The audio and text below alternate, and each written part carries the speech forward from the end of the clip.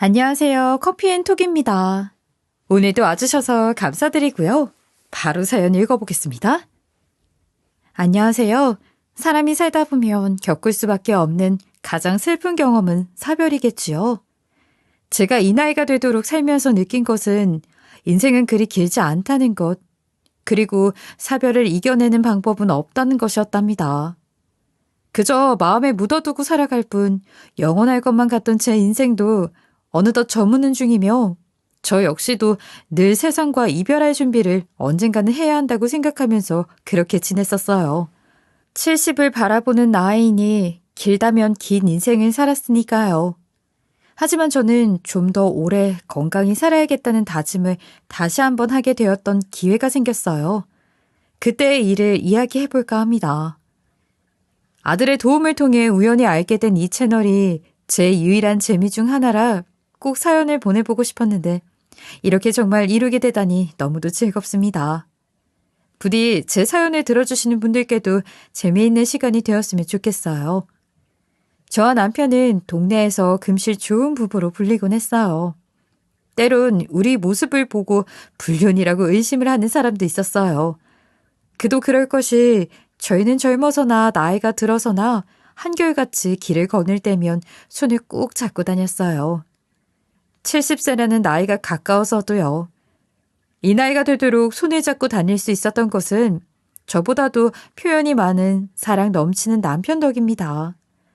제가 처음 남편과 결혼을 결심하게 된 계기는 남편의 외모나 성격이 아닌 시댁 분위기 때문이었어요. 처음 정식으로 인사를 드리러 간 날 시어머니의 손톱을 깎아주고 계시던 시아버지를 보게 되었어요. 그 연세에도 가부장적이지 않고 다정한 시아버지의 모습에 적잖이 충격을 받았어요. 왜 아들은 아빠를 닮는다고들 하잖아요?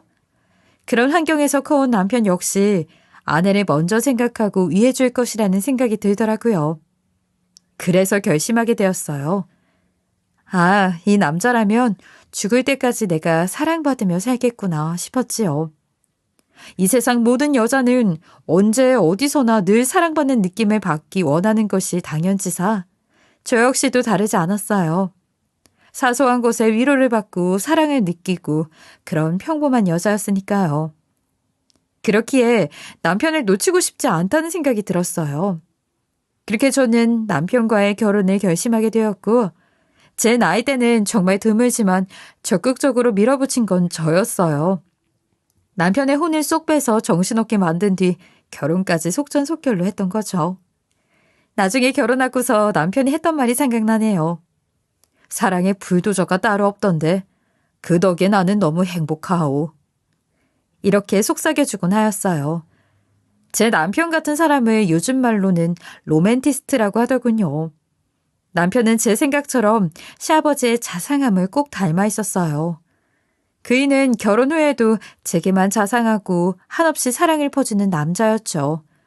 제 아들에게도 남편은 늘 나는 네 엄마가 우선이야 라고 말하곤 했고요. 심지어 남편은 연구원이었는데 평생 일하면서 모은 돈도 아들에겐 알려주지 않았지요. 남편은 있는 돈 다 퍼주고도 자식 눈치 보며 살게 되는 것이 제일 불행하다며 둘이서 여행이나 다니며 소박하게 욕심 없이 늙어가자는 말도 자주 했어요.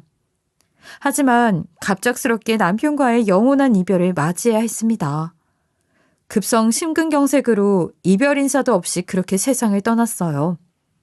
이것이 유일하게 남편이 지키지 못한 약속이었어요. 나이는 많지만 여전히 남편과 하고 싶은 것이 많았던 저인데 이렇게 사별을 하고 덩그러니 혼자만 남게 되었다는 게 처음에는 실감이 나지 않았어요. 하지만 매 순간마다 남편의 빈자리는 너무도 당연하게 느껴지더군요. 제게 못되게 굴던 남편이었다면 덜 슬펐을까요? 저는 남편이 제 곁에 더는 없다는 것을 온몸으로 느끼는 것이 너무도 힘들었어요. 그이가 사무치도록 보고 싶거나 추억이 머릿속에 알알이 떠오를 때면 남편이 잠들어 있는 그곳에 찾아가 온종일 울고 오곤 했어요. 그렇게라도 하지 않으면 너무 큰 슬픔에 잠겨 미칠 것만 같았거든요. 하루는 남편이 세상을 떠난 지 석 달쯤 되었을 때 제 꿈에 나왔어요. 그이는 제게 더 이상 찾아오지 말라는 인사를 하더군요. 하늘에서 보고 있기라도 한 듯 말이에요. 그 말에 저는 정신이 들었고 꿈에서 깬 뒤 깊은 생각에 잠겼어요. 남편이 비록 눈에 보이지 않지만 그이는 하늘의 별이 되었어도 여전히 저를 염려하고 있구나 싶더라고요. 그래서 더는 슬픔에 잠겨서 바보처럼 시간을 보내면 안 되겠다는 생각이 들었고 몸을 더 바쁘게 움직이자고 결심했어요. 하늘에서 저를 보고 있을 때 제 남편이 안심할 수 있도록 그래서 그곳에서는 염려가 아닌 저를 응원하는 마음으로 바라봐 주길 바랐지요. 정말 다행인 건 제 나이에도 일할 수 있는 동네 도서관이 있었어요. 돈은 얼마 안 됐지만 그래도 매일 갈 곳을 만드는 것이 저에게는 중요했어요. 우울한 마음에 잠겨 종일 집에 있던 저에게 매일 의무적으로라도 어딘가에서 가서 생산활동을 하는 것만이 지금 이 마음을 떨칠 수 있는 유일한 방법이라 생각했죠. 참 신기한 것은 일을 시작하면서 사람들도 만나고 산책 삼아 출퇴근도 하다 보니 점점 에너지가 생기는 거예요. 남편이 있을 때만큼은 아니지만 그래도 슬픔에 잠겨 종일 울기 바빴던 때와는 삶의 질이 달라졌달까요? 그리고 남편 방에 들어가 멍하니 앉아있는 시간도 점차 줄여가게 되었어요.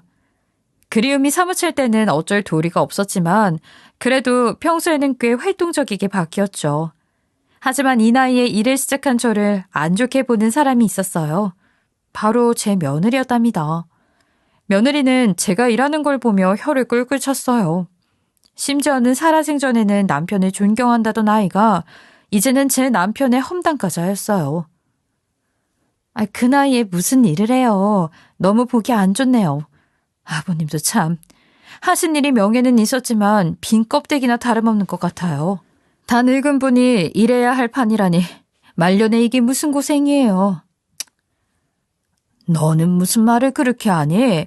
아무리 세상 떠난 사람이라지만 그렇게 말하는 거 아니다. 내가 일하는 게 뭐 어때서. 내가 좋으면 그뿐이지. 일 시작하고 얼마나 많은 게 바뀌었는데 나는 남편이 내게 좋은 경험을 시켜준 거라 생각한단다. 어머님, 말은 바로 해야죠. 그 나이에 젊은 사람들 사이에 껴서 일하는 게 좋긴 뭐가 좋아요. 젊은 사람들은 또 얼마나 불편하겠냐고요. 그리고 제가 틀린 말 했나요? 명예가 다 무슨 소용이에요? 돈 나오는 거 아니면 쓸모도 없죠. 자기 아내랑 아들 살 길도 마련 안 해놓고 공부만 했대요. 똑똑한 척은 다 하시더니. 어머님은 아버님이 밉지도 않으세요? 어떻게 미워할 수 있겠어? 아픈 것도 모른 채 고생만 시킨 게 미안할 따름인데 이제는 없는 사람이라고 말 함부로 하지 마렴. 네가 지금 하는 말은 듣기 매우 거북하구나. 네 시아버지가 나나 아들한테 얼마나 잘했는지 너도 알잖아. 그리고 너도 네 시아버지 살아생전에는 존경한다고 했잖니. 어머님은 참 순수하세요. 아무리 가족들에게 잘했다고 해도 돌아가시려면 남은 사람 살궁리는 할 수 있게 해주고 가야 맞는 거죠. 어떻게 그 오랜 시간 일을 했는데도 남겨준 것 하나가 없을 수 있어요? 그건요, 어머님, 냉정하게 보면 무능한 거예요. 아버님의 무능함 때문에 어머님께서 그 연세에 바깥 일을 해야 하는 거라고요. 너 어떻게 그런 식으로 말을 할 수 있어? 내 남편이 어디가 무능하다는 거야. 가장이면 꼭 아내랑 아들 살 길 마련해놓고 가야 한다는 법이라도 있다니? 살아생전 단 한 번도 나 고생시킨 적 없던 사람이 내 남편이고 네 시아버지다. 그 오랜 시간 동안 그렇게 헌신했던 사람이야. 그런데 세상 떠난 사람에게까지 바라는 게 되려 이상한 거 아니니? 앞으로 말 조심해. 어머님께서 아무리 좋게 포장하려고 해도 소용없어요. 남들에게 물어보세요. 아버님 이해하는 사람이 얼마나 있을지. 떵떵거리며 살아놓고 실은 돈도 없고 초라한 죽음까지 맞이한 게 아버님이에요. 아시겠어요? 어머님도 저를 나무랄 게 아니라 현실에 직시하시라고요. 너 초라한 죽음이라니. 지금 네가 하는 행동도 이해해 줄 사람 없다. 네가 뭔데 내 남편을 모욕해? 가족이 어떻게 그럴 수가 있느냐 말이야. 다시는 그런 말 입 밖으로 꺼낼 생각하지도 마. 한 번만 더 이따위 말을 하면 그냥은 못 넘어갈 줄 알아라. 아무렇지 않게 제 앞에서 남편을 무시하고 모욕하는 며느리의 언행에 참을 수 없어서 큰 소리를 치게 되었어요. 언제나 싹싹하고 밝은 아이라 생각하고 늘 예뻐했는데 이렇게 변할 수 있는 건가 싶더라고요. 하지만 남편이 살아있을 적 제가 며느리를 예뻐하는 모습을 보며 예뻐하는 것은 좋은데 너무 믿지는 말라고 당부를 했어요. 자신의 눈에는 며느리는 앞뒤가 달라 보인다면서 말을 했었는데 그때마다 저는 남편에게 저렇게 참하고 예쁜 애가 앞뒤가 달라 보인다니 믿어지지 않는다고 얘기하곤 했죠. 하지만 자신의 시아버지에 관한 안 좋은 소리를 해대면서도 아무렇지 않은 표정인 며느리를 보고 있자니 남편이 말한 게 어떤 뜻이었는지 이제야 알 것 같았어요. 하지만 남편을 무능하다 욕하는 며느리는 속사정에 대해 알지 못하니 그렇게 이야기한 거겠죠. 실은 아들과 며느리가 모르는 일이 하나 있거든요. 제 통장에 돈이 입금되고 있다는 사실 말이에요. 남편이 죽고 일주일 후부터 저도 모르게 입금되는 돈이 있었어요. 참 신기한 건 남편과 함께할 때 저희가 쓰던 생활비 정도의 금액이었어요. 정체를 알 수 없는 돈이라 처음에는 무섭더라고요. 그래서 은행에 가서 물어보니 그 돈은 남편이 그간 모은 돈을 매달 나눠받게 해뒀던 거였습니다. 남편의 큰 뜻이 있었어요. 제게 큰 돈이 생기면 위험한 일이 생길 수도 있다는 걸 직감했던 거죠. 평소 꼼꼼하고 계획적으로 돈을 쓰는 남편다운 행동이었어요. 남편은 그이만의 방법으로 저를 위해줬던 거예요. 그 덕에 경제적 걱정을 할 필요도 없었어요. 그렇기 때문에 도서관 일도 마음 편히 매진할 수 있었던 거고요. 하루는 도서관에 일하러 간 사이 며느리가 저의 집에 들렀다는 겁니다. 제가 일하는 시간인 줄 뻔히 알면서도 아무도 없는 집에 그때 온 것이 좀 수상하게 느껴졌어요. 제가 도서관 일이 끝나고 불이 나게 집에 돌아갔을 때는 며느리는 이미 돌아가고 없었고요. 그래도 홀로 지내고 있는 저를 챙기기 위해 왔나 싶어 괜한 의심은 하지 말자는 마음으로 집을 살폈는데 며느리가 집에 온 목적은 저를 챙겨주기 위함은 아니었어요. 며느리가 집에 온 이유는 돈 때문이었더라고요. 안방에 들어가 보니 제 통장 하나하나 다 열어본 것 같았거든요. 통장을 보관해 놓은 수납장 문이 살짝 열려있는 걸 보고 짐작할 수 있었어요. 남편 원망을 안 하는 저를 보고 이상하게 여겨 따로 챙겨둔 게 있나 의심이 들어 확인하러 온 것이었어요. 며느리는 그날 제 통장을 본 뒤로 저를 대하는 행동이 싹 달라졌어요. 매달 조금씩 나온 돈을 쓴 내용을 보고 저를 빈털털이라고 확신한 겁니다. 더 황당한 것은 용돈을 챙겨주는 방식부터가 바뀌었다는 건데요. 이상한 게임을 만들어 대놓고 저를 농락했어요.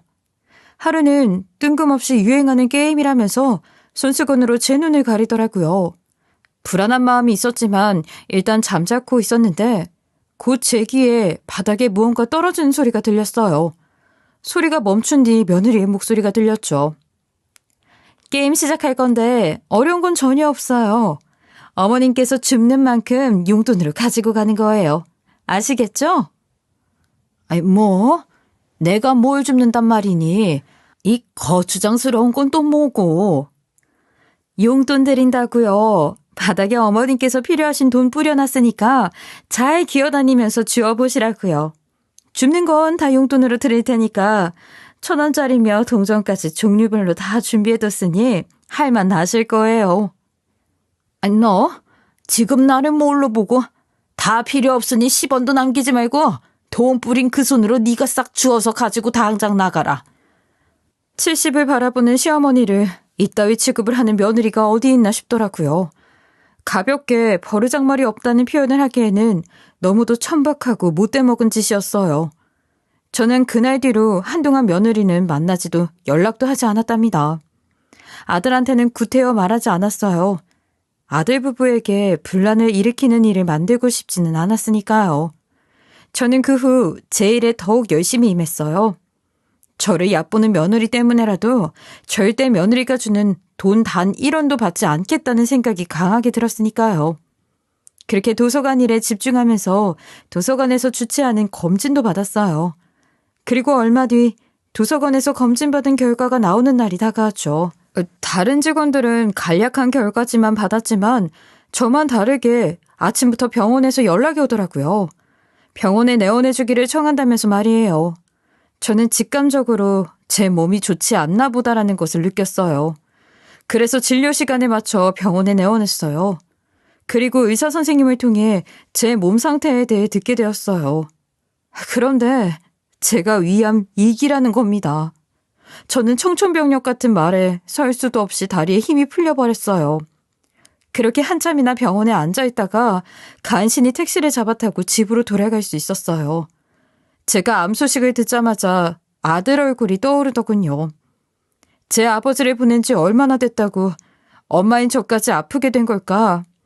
이 소식을 전해 들으면 아들이 얼마나 상심이 클까 앞이 캄캄했어요.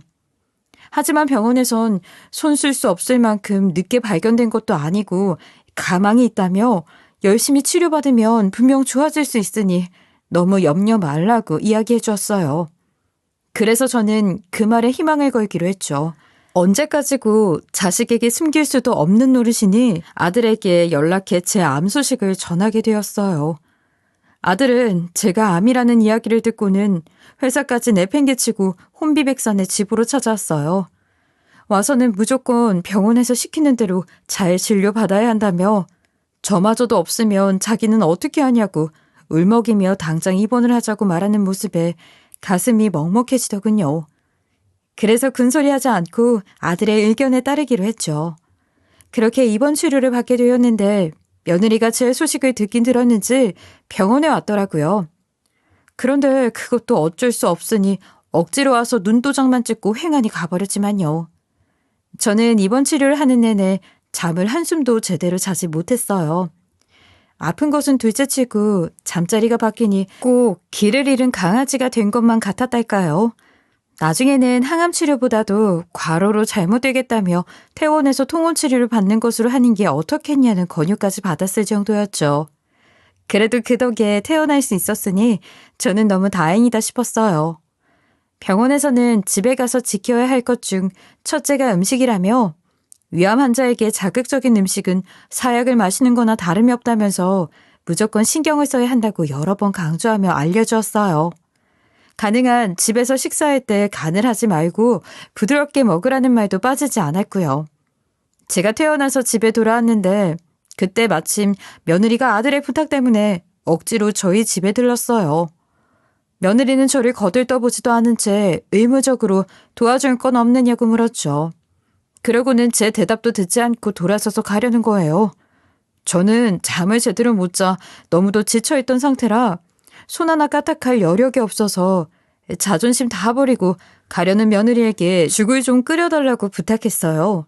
하지만 며느리는 그런 제 말에 콧방귀를 뀌며 제게 냄비 뚜껑을 던지며 말하더군요.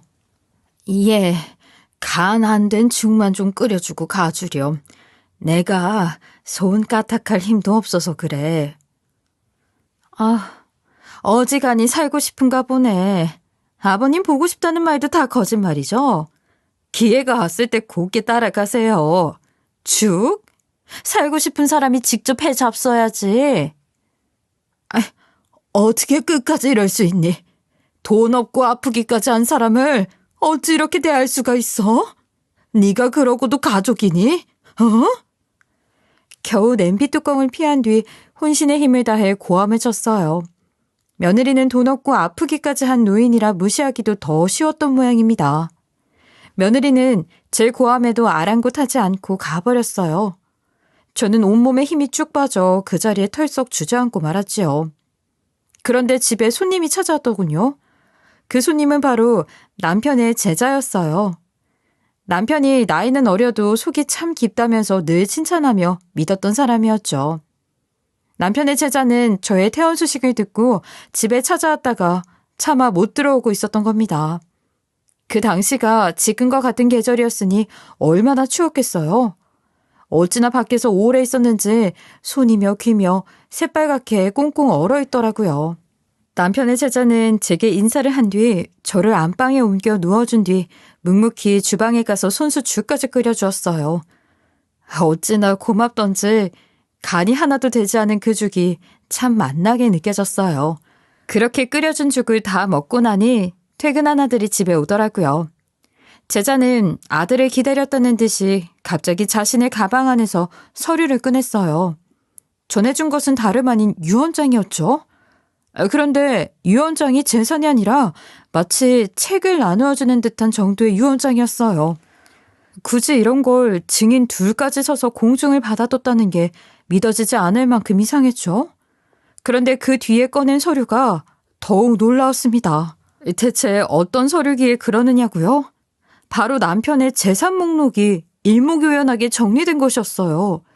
서류 가장 먼저 적혀있던 건물 목록부터 엄청난 재산이 상세히 기록되어 있는데 정말 입이 다물어지지 않았어요.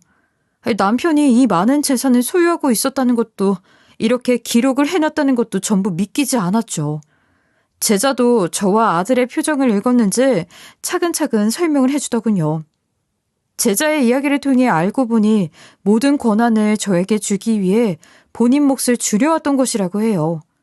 남편이 선택했던 방법은 제자들이나 연구소에 재산 옮기는 작업을 매년 조금씩 했던 것이었고요. 그러니 남편이 써둔 유언장에는 돈 한 푼 없는 신세였던 거였어요. 그러니 며느리가 알아볼래야 알아볼 것도 없었던 거고요. 저희는 한동안 아무 말도 하지 못했어요. 그런데 한참의 정적을 깬 것 또한 남편의 제자였어요. 제자는 저를 힐끔 바라본 뒤 재산과는 다른 부분이지만 꼭 들을 말씀이 있다며 대화에 물꼬를 텄고 아들에게 자신이 문 밖에서 들었던 며느리와 저의 대화에 관해 이야기를 다 털어놨어요. 제가 이렇게까지 나설 문제는 아닌 것을 잘 알지만 자제분께서 꼭 알아야 할 것 같아 말씀을 좀 드리려고 합니다. 네? 어떤 말씀을 하시려는 건가요? 제가 꼭 알아야 할 문제가 따로 있습니까? 절대 사모님 입으로 말하지 않을 일일 것 같아서 염치불구하고 제가 끼어들 수밖에 없을 것 같아 말씀드립니다. 자제분께서 오시기 한참도 전에 며느리와 사모님의 대화를 우연히 듣게 됐습니다. 예, 제가 아내에게 어머니 태어나는 날이니 좀 가서 살펴달라 부탁했었죠. 그렇군요. 그런데 며느님께서는 사모님이 건강을 회복하는 것을 원하지 않는 듯 해 보였습니다. 이런 말씀이 어떻게 들리실지 모르겠지만 며느님께서 기회가 왔을 때 아버님을 따라가라며 성을 내시더군요. 그뿐이 아니었습니다. 제자는 제 입으로 말할 것 같지 않다며 저를 대신해 아들에게 며느리가 한 언행을 낱낱이 밝혀주었어요. 저에겐 그 상황에서만큼은 제자가 증인으로 나타난 한 줄기 빛과도 같게 느껴졌어요. 하지만 아들은 제자의 이야기가 깊어질수록 하얗게 질려갔죠. 믿기 힘들 거라는 걸 알기에 아들에게 제가 다 미안한 마음이 들었습니다. 하지만 아들은 제자의 이야기를 다 듣고는 제 손을 꾹 쥐더니 자신과 저를 위해서라면 뭐든 다 하겠다며 적극적인 태도를 보여주었어요. 그렇게 저희는 힘을 합쳐 며느리의 몫을 최대한 빼는 방법을 모색하게 되었습니다. 가족이라는 울타리의 힘은 생각보다 강하더라고요. 그래서 아무리 저희에게 못하는 며느리라도 물증이 없다면 어찌할 도리가 없죠. 그래서 아들은 며느리와 경제적 부분에 대한 싸움을 최소화하는 이유는 어떻게 해야 하는 걸까를 정말 깊게 고민했어요. 그리고 저희가 내린 결론은 바로 며느리를 완벽하게 속이는 일이었어요. 저의 남편을 험담하고 저를 무시하는 며느리를 제 아들에게서 철저히 떼어낼 수 있는 방법은 그것이 가장 빨랐어요. 그래서 저는 아들과 제자와 충분히 계획을 세웠죠. 그리고 일주일이라는 시간이 흐른 뒤 실행에 옮겼어요. 저는 며느리에게 저와 함께 살면서 제 밥을 책임져 달라고 이야기했어요. 쉽게 말해 제 병간호를 해달라고 말한 거죠. 며느리 성격에 매일 저를 챙기기 위해 죽 끓이는 일을 할 리가 없다는 것을 너무도 잘 알았기에 부탁을 했던 겁니다. 물론 아들까지 합세해서 며느리를 조금 강하게 몰아붙였고요. 며느리는 생각을 해보겠다고 하더라고요. 아들 앞이니 대놓고 거절하기도 불편했을 거예요. 그리고 며느리의 속내가 혼란스러운 것을 틈타 곧바로 공증받은 남편의 유언장을 며느리에게도 보여주었어요. 며칠 전 유언장의 사실을 알게 되었다고 말하면서 말이에요. 책 몇 권이 재산이랍시고 써놓은 어찌 보면 가짜 유언장을 보더니 며느리는 실성한 듯 웃음을 터뜨렸어요. 이 말도 안 되는 걸 유언장이라고 내밀은 것도 모자라 위안 걸린 시모까지 모시라고 하니 더 기가 막혔을 테죠. 며느리는 끝내는 아들 앞에서도 본 모습을 보이더군요. 지금 나랑 장난하자는 거야? 이 말도 안 되는 허풍만 가득 써진 유언장도 모자라 땡전 한 푼 없는 암투병 중인 시어머니랑 같이 살면서 죽까지 끓여 바치라고? 당신 무슨 말을 그렇게 해? 그럼 어머니는 우리뿐인데 달리 방법이 있어? 그리고 엄마가 돈이 있든 없든 그게 무슨 상관이야? 왜 상관이 없어? 내가 수고하는 것에 대한 보상이 전혀 없다는 건데. 그게 말이 돼? 말 맞다나. 내 부모도 아닌데 왜 내가 그 지긋지긋한 짓을 해야 하느냐고. 진짜 최악이다, 최악. 당신 장모님 일이라도 이럴 수 있어? 장모님이 아프신 거라도 그렇게 손 놓고 구경만 할 수 있느냔 말이야. 미쳤어? 그러는 당신은 우리 엄마가 아프면 대릴사회 할 수 있어? 비교할 때다 비교해야지. 어떻게 돈 없는 거지랑 다를 바 없는 어머님과 우리 엄마를 비교해? 며느리는 참지 못하고 제 앞에서 아들과 부부싸움을 벌였고 그렇게 집으로 가버렸어요. 아들도 제게 걱정 말라는 말을 남긴 채 며느리의 뒤를 따랐죠. 며칠 동안 아들 부부의 부부싸움은 지속되었어요. 그러다 보니 이혼 이야기가 나오기 시작했고 결국 며느린 이 집에서 벗어나는 걸 상상하며 이혼 도장을 찍었습니다. 아들 부부의 이혼 과정에서 어려움은 없었느냐고요? 물론 있었죠. 양육권 문제도 양육비 문제도 어느 하나 쉽게 넘어가려 하지 않더라고요. 며느리도 때는 이때다 싶었는지 재산 분할 부분에서 아주 어마어마한 욕심을 냈거든요. 그런데 자신의 뜻대로 흘러가지 않자 이제는 새 살림을 차려야 하니 아이를 자신이 데리고 갈 수 없다며 양육권도 포기하고 대신 양육비도 줄 수 없다고 억지를 부렸어요. 그런 며느리에게 오만정이 떨어진 아들은 양육권도 절대 넘겨줄 생각도 없었고 양육비도 더러워서 받지 않겠다고 하고 말끔히 관계 정리를 마쳤어요. 나중에 아들을 통해 들었지만 성실하고 꼼꼼한 아들임에도 모아둔 재산이 썩 많지 않더라고요. 그런데 그 이유가 며느리의 과욕 때문에 쉽사리 돈이 모이지 않았던 것이었어요. 아들은 저를 무시하고 모욕한 며느리를 제대로 응징하고 싶었지만 아이의 엄마이기에 꾹 참고 적당한 선에서 모든 것을 마무리했던 거더라고요. 하지만 저는 그런 아들을 대신해 제가 제대로 복수해주리라 마음을 먹었어요.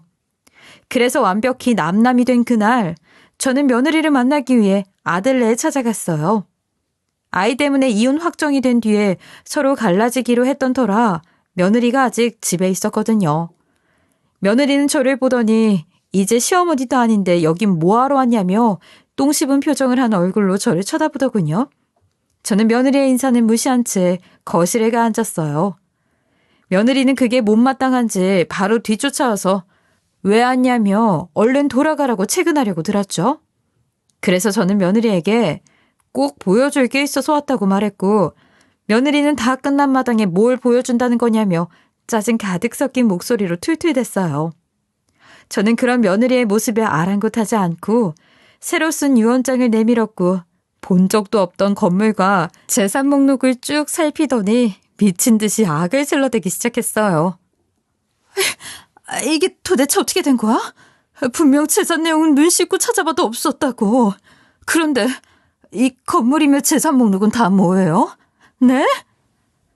뭘 그렇게 놀라니? 어차피 네 앞으로 남겨질 것들도 아닌데 말이야. 이거 별거 아니야. 그저 네 취약함을 알고 있던 내 남편이 죽기 전까지 해놓은 일인 것뿐이지. 뭐라고요? 내 앞으로 남겨질 것들이 아니라니 그게 무슨 말이에요? 당연히 내 몫도 있어야죠. 어떻게 나한테 이럴 수 있냐고. 내가 아버님 살아계실 때 얼마나 잘해드렸는데요.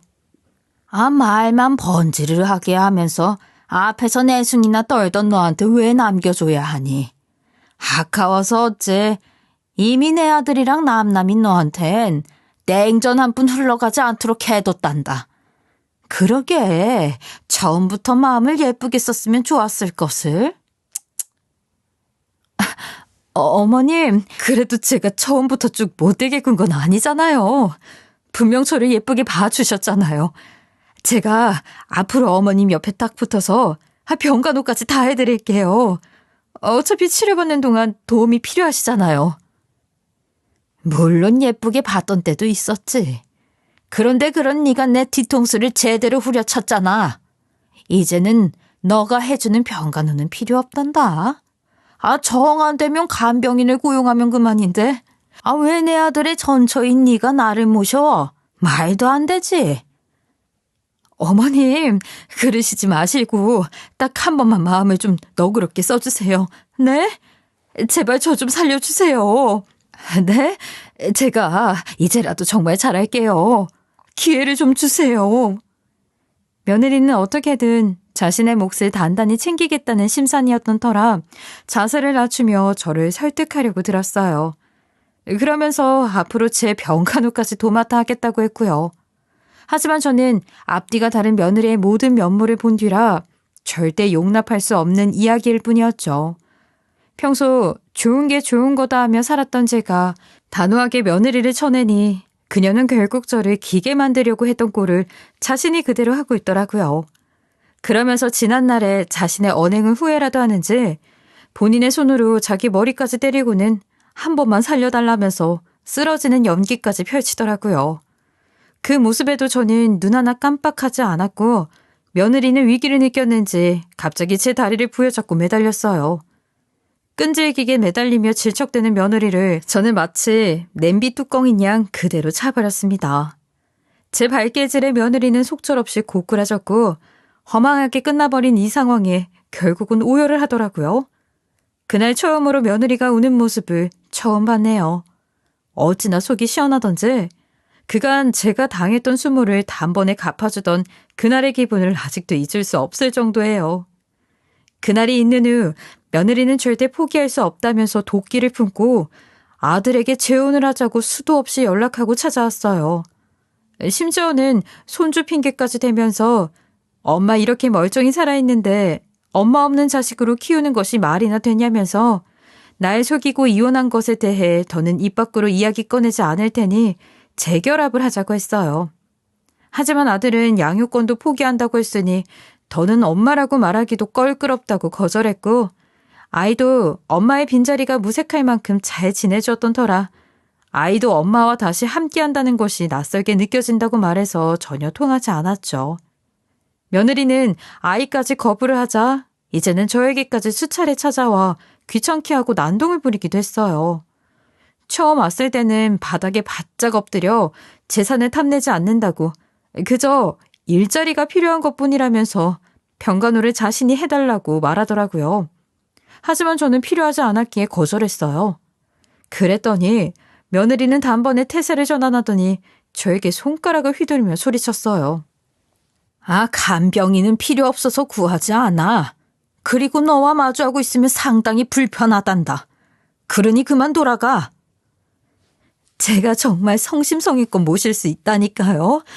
딱 한 번만 기회를 주세요.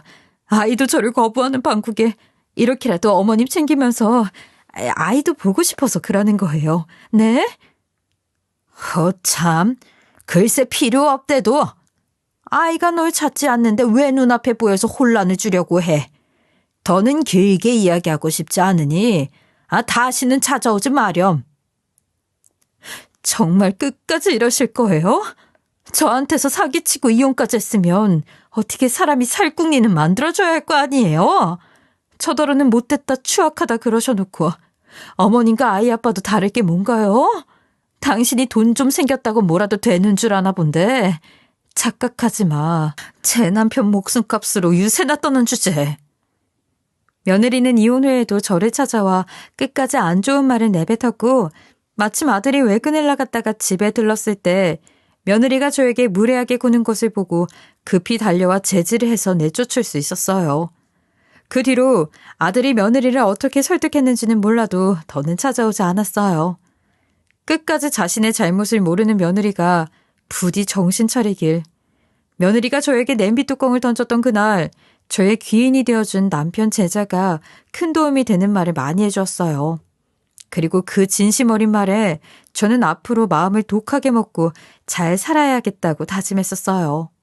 저를 찾아왔던 그날, 죽는 날까지도 저를 위해 일했던 남편의 고생을 알아달라면서 억울한 일로 인해 남편 이름을 묻히게 하지 말아달라고 간곡히 부탁해왔거든요.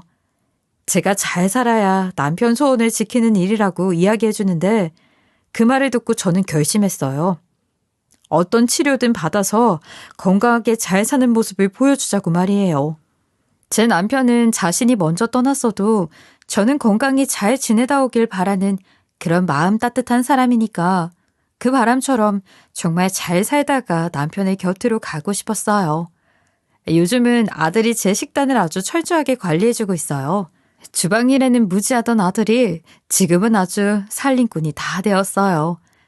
아직 병마와 더 싸워야겠지만 저는 인생에서 제일 큰 암덩어리 같던 며느리를 없애고 나니 마음이 편해져서 그런지 그 어느 때보다 편안함 가득한 날들을 보내고 있어요. 지난날의 일들은 묻어두고 제 건강과 저와 아들 그리고 손주의 행복만을 위해 노력하고 남편도 하늘에서 편안히 쉴 수 있도록 건강해지는 것에 집중하면서 그렇게 살아갈 것입니다. 살다 보면 예상치 못했던 복병을 만나기도 하는데 무작정 주저앉기보다는 현명히 대처하면서 앞으로 나아가는 것이 맞는 방법이라는 것을 깨달았어요. 제 사연을 들어주신 분들께서도 혹시나 느닷없는 복병을 만날지라도 주저앉지 마시고 잘 극복하시어 평안과 행복이 가득하신 날만 이어지길 기원합니다. 제 긴 이야기 들어주셔서 감사합니다. 지금까지 커피앤톡이었습니다. 오늘도 끝까지 함께 해주셔서 감사하고요. 다음 영상으로 또 찾아뵙겠습니다.